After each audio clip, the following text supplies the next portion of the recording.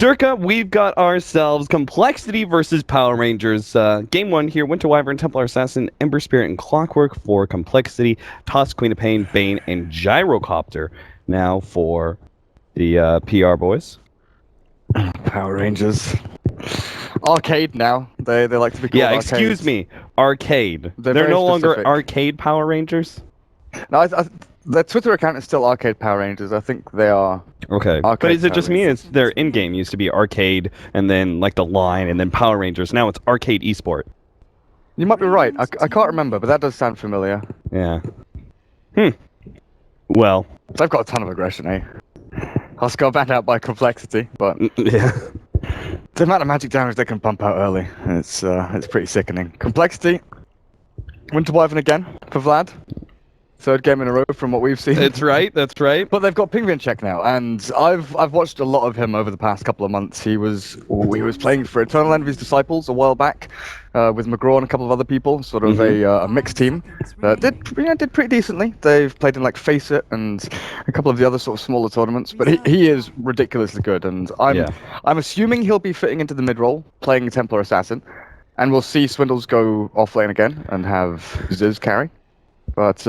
They need a lot of farm, I feel, Complexity. See, I'm already really concerned because Complexity did show us that really good game number 2 last night that neither one of us really expected, but I'm concerned because Chessie did really well for them. I felt like in both games, Chessie actually performed like the best on the team, and now they've swapped him out. I don't know what your confidence is in Pingvinchek. Okay. I don't know what your confidence is in him, but I'm already concerned that the person who performed the best last night has been replaced. I'm sure this is just Swindle like going through and experimenting with potential teammates, just like they did before TI, which, you know, now you've got a lot more time to work up into TI in order to find that perfect fit. There's no reason not to, experiment in these officials if you're looking long-term enough, you know? I'm pretty sure that he played with them before they got Chessie, because I was looking over their old games recently, and he's definitely stood in for Complexity for a couple of matches, so it seems they've got confidence in him, bringing him back again. But Arcade, Lina is their last pick, so I'm guessing it's going to be the Bane Lina kind of roaming, looking for these kills, and if they can put their stamp on these lanes early on, you know, Nightmare into Rocket Barrage, Light Strike Array, they've got so much control early on. Yeah. The magic damage being pumped out. Complexity, like I was saying, they need a ton of farm. If their jungle camps get warded up, if there's Power Rangers, you know, taking tier 1s at 10 minutes, which they love to do, honestly, then where does Complexity go? Because a lot of their actual strength comes from that 10-minute mark where they're defending tier 1s with Clockwork level 6, sitting behind Ember or TA, and they counter-initiate. Right. If that one hero gets blown up, counter-initiation is going to be pretty difficult. So their last pick here. Final support, I'm guessing? Baden. Well, okay, that'll help out. Limit the aggression, really allow them to turn these fights around, but it's an unusual pick. Yeah, it's a hero that can be disruptive to the Bane-Lina combination. It can take away Shadow Strike. I'm okay with the idea. You know, it's funny, if they had a Darkseer instead of a Clockwork, you could have this hilarious Ember Spirit, Flame Guard, plus Ion Shell, plus the Aphotic Shield. That would actually be so hilarious to see. The lawnmower. Yeah. I mean, I can kind of see it as it's all right. And it's also one of those supports that doesn't have to fear that combination so much from the Bane Lina. 10 seconds remaining. Yeah, especially once he hits level 6. 5 seconds remaining. Oh. All right. Well, let's get into it, shall we? Looks like it's going to be pretty standard from both teams. You could potentially run aggro try for Arcade, which they might actually do here. Yeah. So do you want them with the Tusk or the Gyro? With the Tusk. Okay. And leave the Gyro solo up against Clockwork. That seems really favorable. And then you've got what's Nightmare, Snowball, Light Strike Array. And a decent amount of damage, you know, base damage on Bane and Lina is pretty good. Tusk isn't too shabby. Yeah, hell, you can even, in this sort of scenario, you can probably just lead with Snowball and try and sleep the Abaddon. You can even go. Oh yeah, yeah, Yeah. true. And, well, yeah, at level 2. I think maybe at level 1, yeah, you do go brain sap, just because the pure burst damage is so nice. Just because you should, with the snowball, be able to land a light strike array. Yeah. Oh, that's interesting. They're going to place a ward. Now, this should be fairly obvious if they see the trees cut, that the ward is going to be here. But this is a cool idea.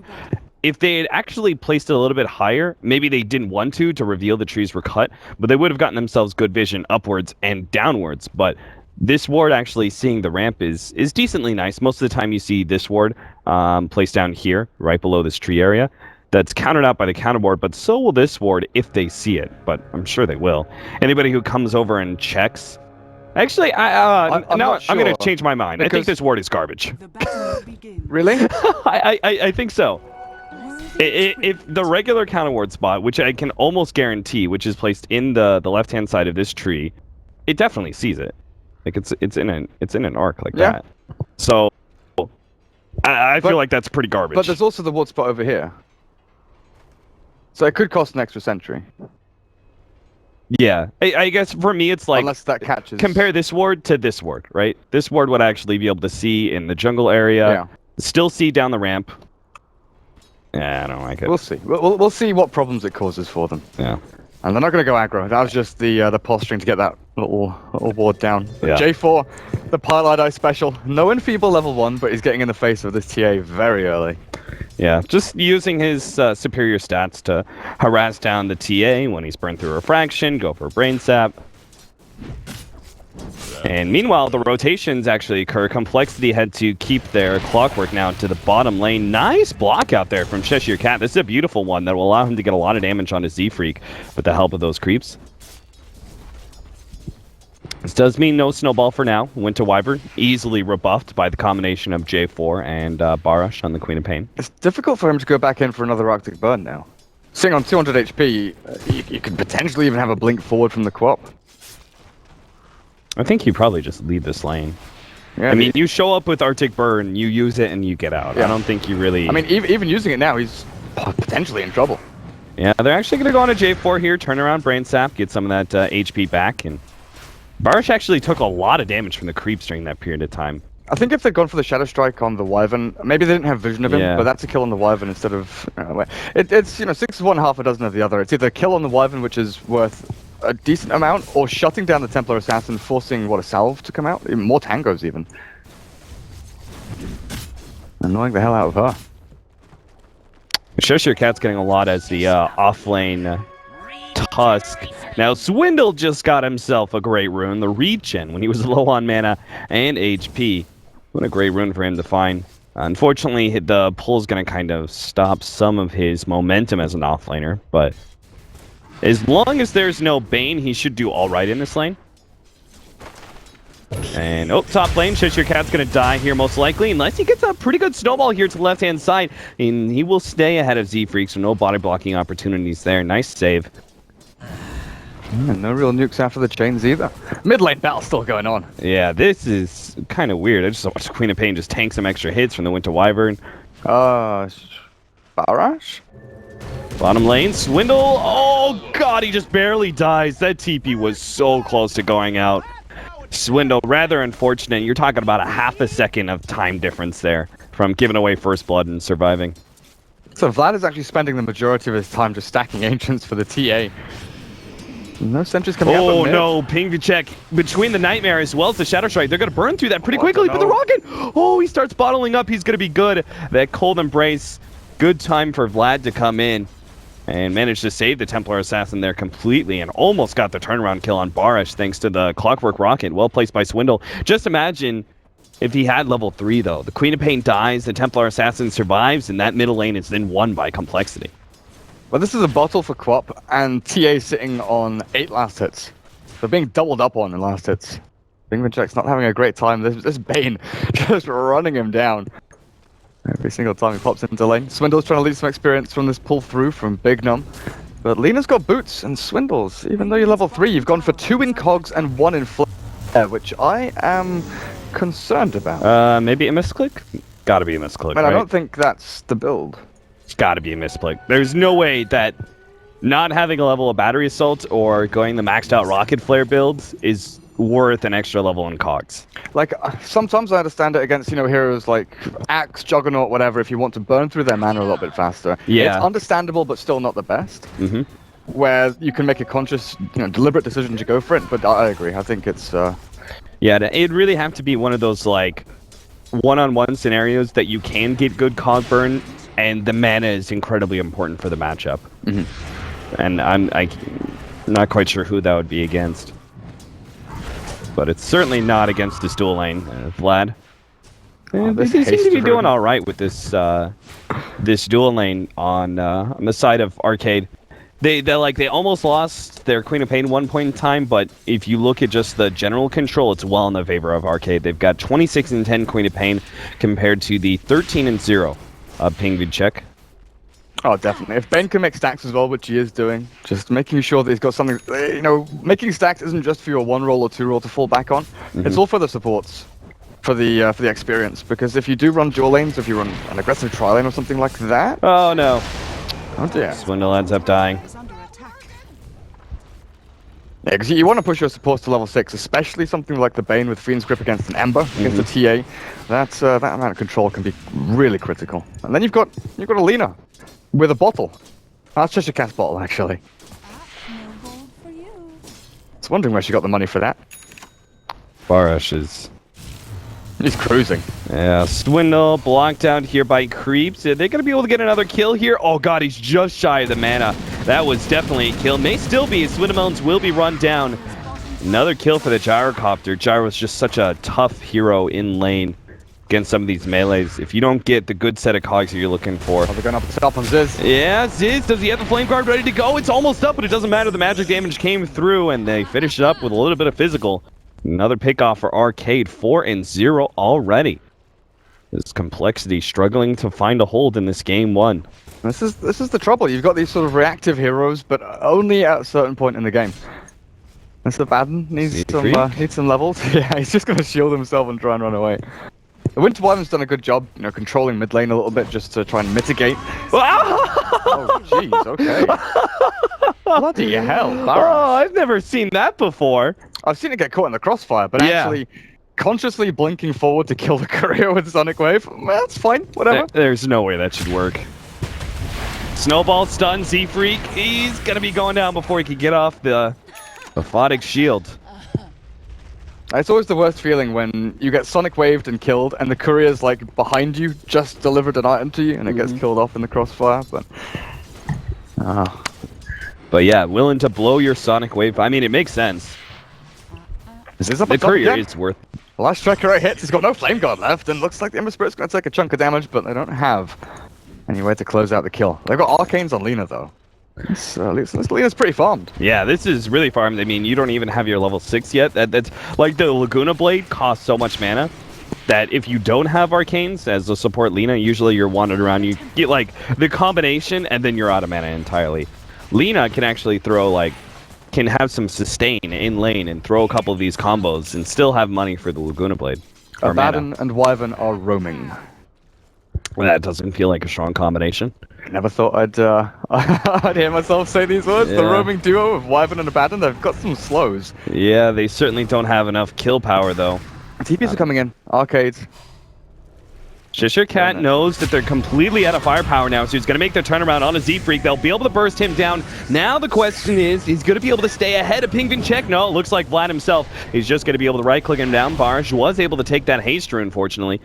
And they'll stay ahead of Ziz's rotation as the Ember Spirit. We saw this last night, though. Complexity grouping up as 4 to try and really stem the flow. Because they're bleeding out here. 6 to 1. And, it's very rarely we look at the net worth difference before, 15 minutes, right? But I just want to take a quick look. It's over 4,000, 8.5 minutes in. The Gyrocopter's free farming bot lane, the Queen of Pain, with 3.5k net worth. Plus the kills they've got, they've actually limited the farm of the Ember and the TA. Now these are heroes that can actually fall back into the jungle and, oh god, Swindle again, the cooldown with the Bane there. Brain Sap is available, Tron with the Rocket Barrage, but Swindles will get himself back behind the tier 1. So according to the manager, Beef, you know him, right? He says that they're actually playing with 6 players. Just because Chessie can't play all the matches. Okay. due to his, his injury in his back. Yeah. So they swap Pingvin check in and out for Chessie? Yeah, I'm guessing so. Okay.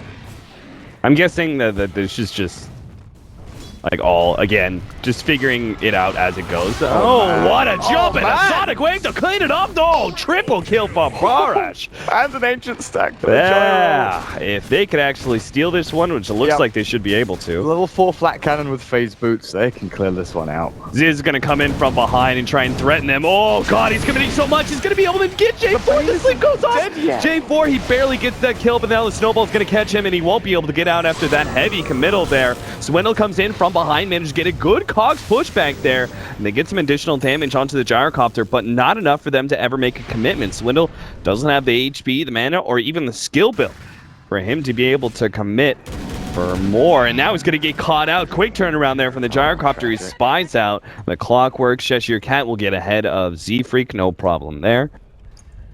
At least the Templar Assassin gets some ancient creeps. Silver lining. Silver lining. Yeah. This cloud isn't just grey.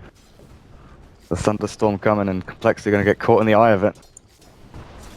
It's a bad one. Level 4. This is the biggest problem, The Clockwork not getting level 6 yet, so they can't play that reactive game I was talking about, where 10 minutes in they want the clock behind the TA or the Ember, just to jump in to stop things like this happening. Because a hook shot there would have been amazing for them. Oh, Pingvin check, is he caught? Oh!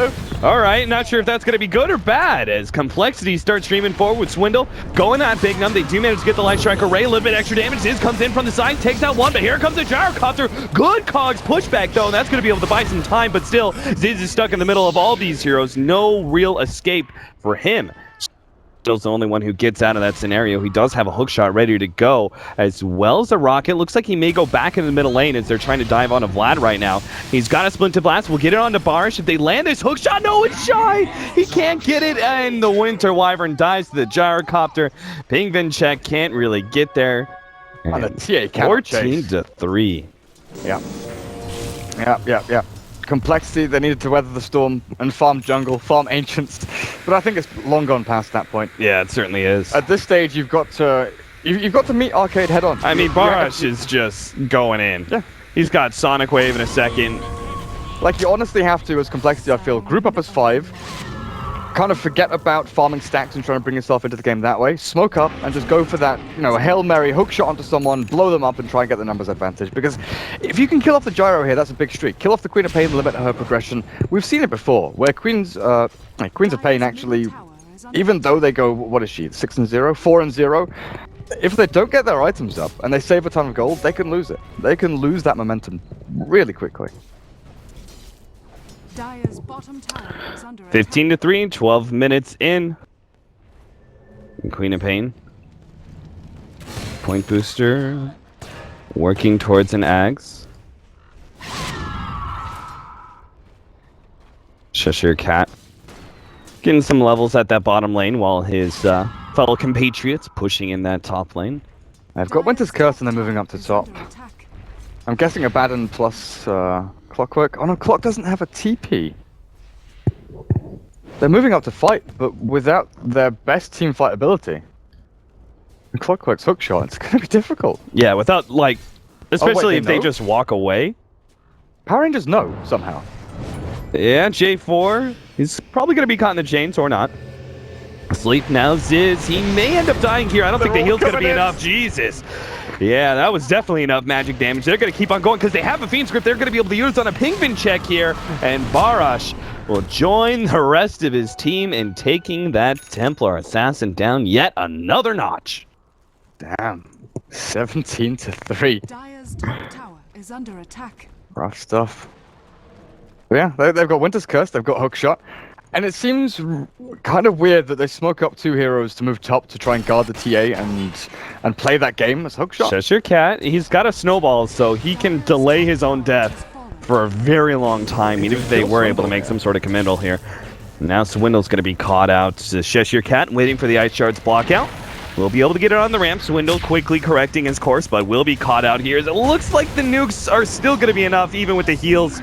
Not enough to save Winter's Curse on a J4. Pinkman Check is coming in, but here comes a Gyrocopter. He's going to get 3-man ultimate here. Running down Pinkman Check first as the Templar Assassin priority #1, and Big Nup takes the rest. It's the humiliation. Just saw that Gyro coming in. I clicked on him, right? He's got ulti, he's got flak, he's got, oh god, he's got everything. They were grouped up so perfectly for the Gyro just to sideswipe and bring them all down. Ember, still alive up at top. But at this point, I honestly don't know. Yeah, I mean, it's only the Bane who isn't ahead of everyone from Complexity and Net Worth. All of his other allies are actually ahead. It's not a great looking scenario for Complexity as Barish turns around, goes for the kill on Ziz. Forced out the Sonic Wave at the very least. Is it Ag's upgrade yet? No, still not. No. Queen of Pain, I think part of the problem is he hasn't actually been getting all the kills. Yeah. He's gotten a lot of assists in all these team fights, but he's not the one claiming the last hits. Swindle punched up in the air, and Gyrocopter ultimate. That's definitely another kill. TP in from the Batten is not going to be in time, that's for sure. 15-minute S&Y Helm with the phase boots on Gyro. Bloody hell. 10-0-3. He doesn't care about creeps. He's got 83 CS, which isn't amazing for a Gyro at this stage. You know, you're always looking at sort of 110, 120, something like that. But Big Num, who's he chasing? Z-Freak just walking through the enemy jungle. All right, well, that's another kill. We're just watching a massacre on our hands here. 23-3. As Arcade Power Rangers, they're just going to keep running at these heroes. Keep finding these pickoffs. They've got to be ahead. So 15,000 by 15 minutes. And it's been a steady increase, right? It had a little bit of a spike when I first looked at it, sort of 6 minutes in, the 4K jump, but then it's just been up and up. Right. Another Fiend's Grip. Swindle doesn't have anybody to stop this. This is ideally what the Abaddon is for. That Aphotic Shield can stop not only Nightmare, but as well as Fiend's Grip. Like, usually we see graphs like this when people have a solid farming lineup, right? They have that pressure push, they take tier 1, tier 1, tier 1, they farm their jungle, farm enemy jungle, and we see the steady increase and the sort of regular acceleration of the net worth increase. But this hasn't been farming. This has been tier 1s and fights. This has been Power Rangers just killing heroes over and over again. It's honestly amazing. All right, time to finish up that Ags before Barish uses the next Sonic Wave. That's up in 15 seconds, but first, he needs 150 gold to get the Aghanim Scepter. Now he can throw that Sonic Wave around every 40 seconds.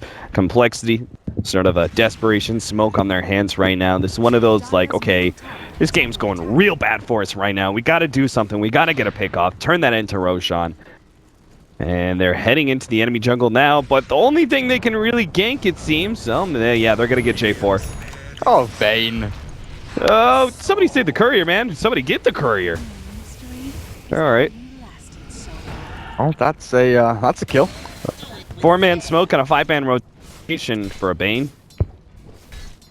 Yeah. It's not great, but I suppose it's a start when you're this far behind. Tron, the Gyro, still isn't unkillable. You know, if they manage to take his streak, that's a ton of gold going to someone like the TA or the Ember Spirit. But at this stage, you know, we've seen Embers really struggle a lot of the time against these pressure fight lineups to actually get into the items, and when they do, the Battle Fury sometimes can just be that little bit too late, because you've got to go back and farm and build up into the... Oh, Swindle, this could be a good pick off. Barish doesn't have a blink up for another 2 seconds, or Swindle could just straight up die. He needs the Aphotic Shield, he needs some heal, something. Barish is going to end up going down here. Blink! Oh, he just barely gets out of there. Now here comes the rest of the Arcade Power Rangers catching Complexity underneath their towers. A massacre as everyone from coL may just end up dead here. Ziz, he's trying to get out as the last surviving member, but there's no escape, and GG is called. Complexity. Desperation Smoke is indeed exactly what that was earlier, because you could see they were on the precipice of calling it. This game was very one-sided, and Complexity knew it. I can't remember the last time, Cap, I saw a game end without a single tier 2 tower falling. Wow. Usually, you know, we see GG's early when people are knocking on the door of the tier 3s, threatening racks and things like that, and it's like, okay, well, we can't rebut this, we can't really get ourselves back into the game, we'll just call it. But